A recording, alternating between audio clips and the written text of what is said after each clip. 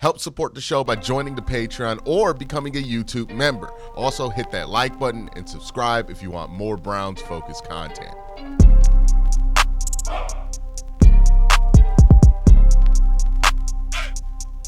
Hey, what's up, and welcome to Q&A. My name is Quincy Carrier. Here to take all the questions that you guys have asked on the internet here in video format.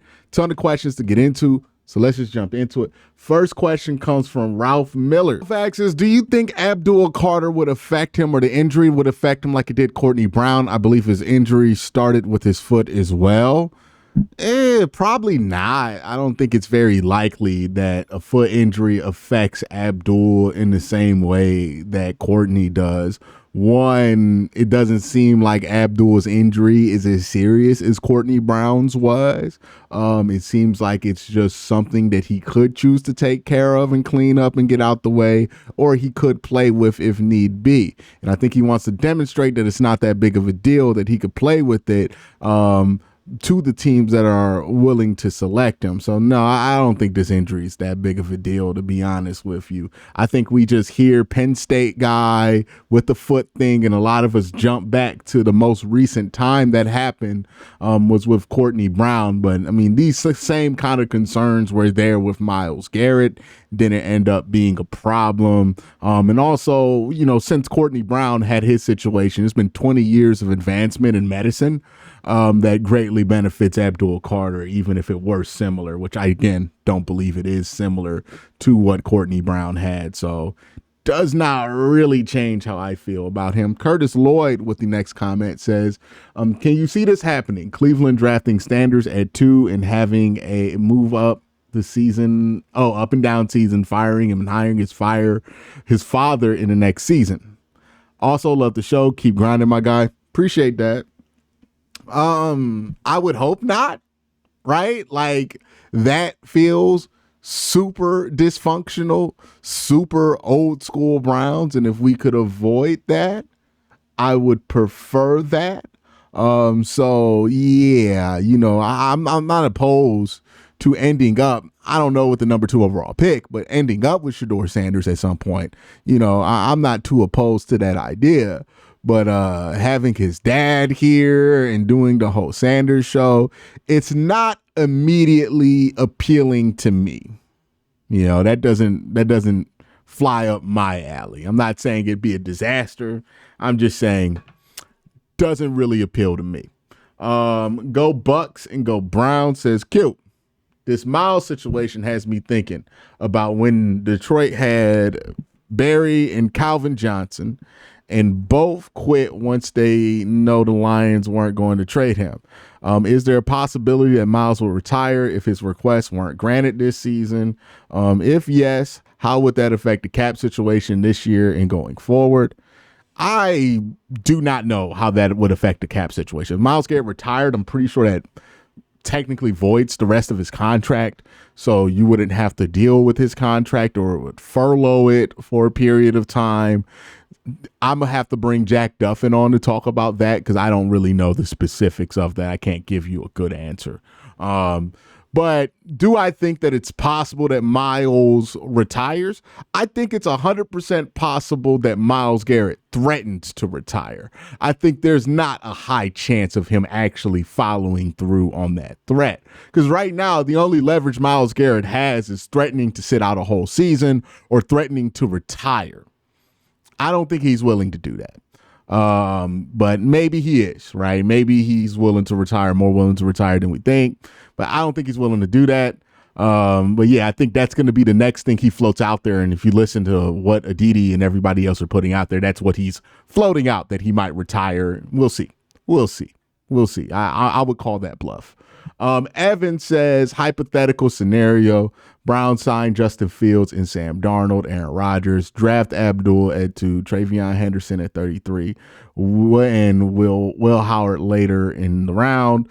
What other free agency pieces or potential trade opportunities would you go after if I were in Andrew Berry's seat? So we signed a free agent quarterback solution. We drafted Abdul Carter. We got a running back at 33, and then Will Howard is our, like our scratch off at quarterback. Let's hope that works out. I would probably make a move for an offensive guard. I mean, an offensive center, right? Seeing that you didn't address center here. And I would probably want another veteran tackle. Those would be the two things I would heavily address here. But yeah, that's where I would lean towards.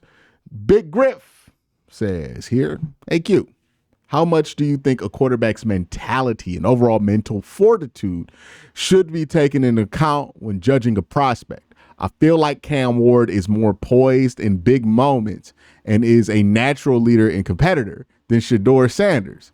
That's not something I really seen being talked about. I think the factors like that are one of the main reasons that Jaden Daniels, despite not being regarded as highly as Caleb Williams, had a much better rookie season. I'm still on the Abdul Carter train, but how much should this be considered when looking at a quarterback in the future? I think the idea of being able to judge a quarterback's mental fortitude would be awesome. I think the problem is there's no real way to do it, right? Any kind of judgment on somebody's mental fortitude would be highly subjective. I mean, just within your question, right, we ran into some highly subjective territory where you're saying Cam Ward is more poised in big moments and is more of a natural leader and competitor than Shedeur. I know people who might agree with you on that. I also know people who would heavily disagree with you and would point to the fact that Shedeur had more big-time game-ending throws than Cam Ward had, right? And that Cam Ward kind of collapsed at the end of the season when it was time for Miami to secure a playoff spot. Any judgment on any of these guys' mental fortitude is just too incomplete to really go off of, and that's usually the case when it comes to mental fortitude. So yes, would I love to be able to account for that when evaluating a prospect? Absolutely.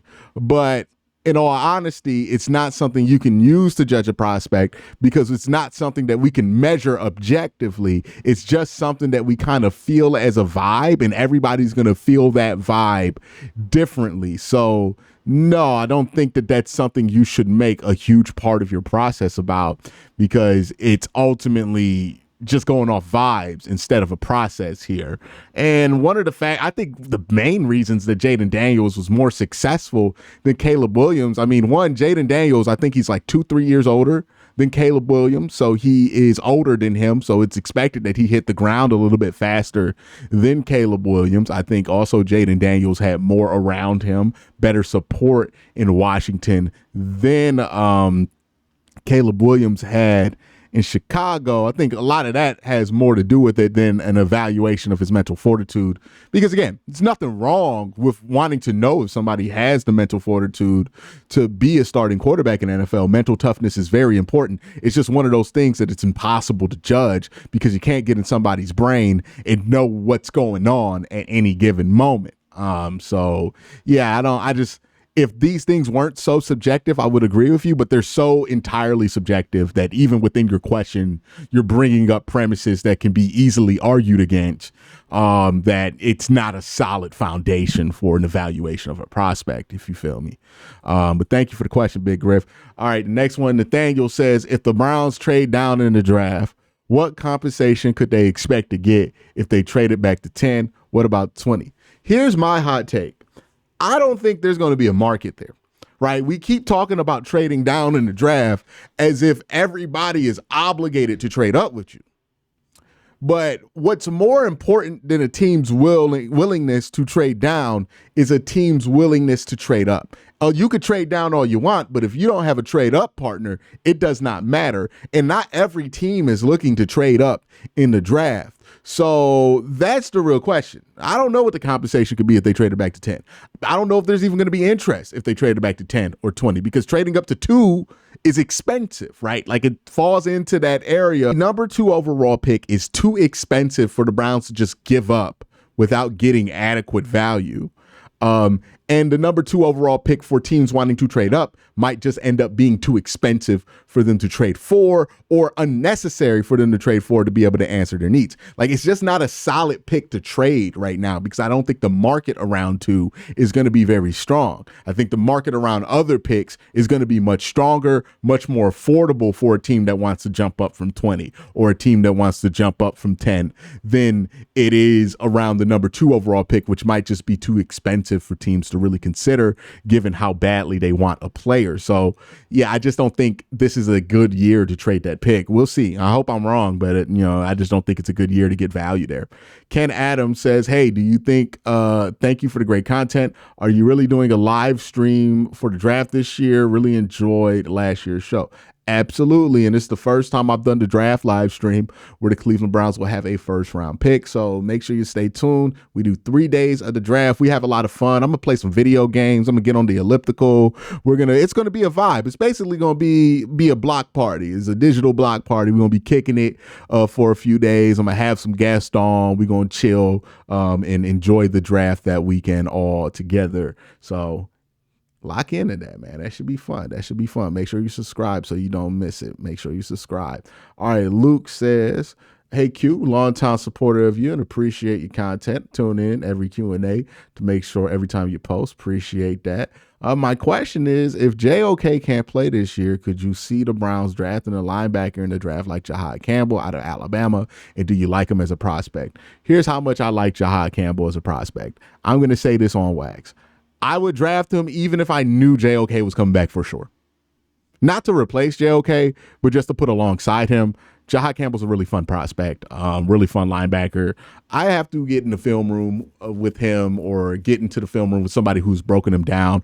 But if you want some breakdowns on JIHAAD, I believe JP Acosta, who I have on this channel regularly, has talked about him at large, and he's really good at this, so I trust his evaluation on that player specifically.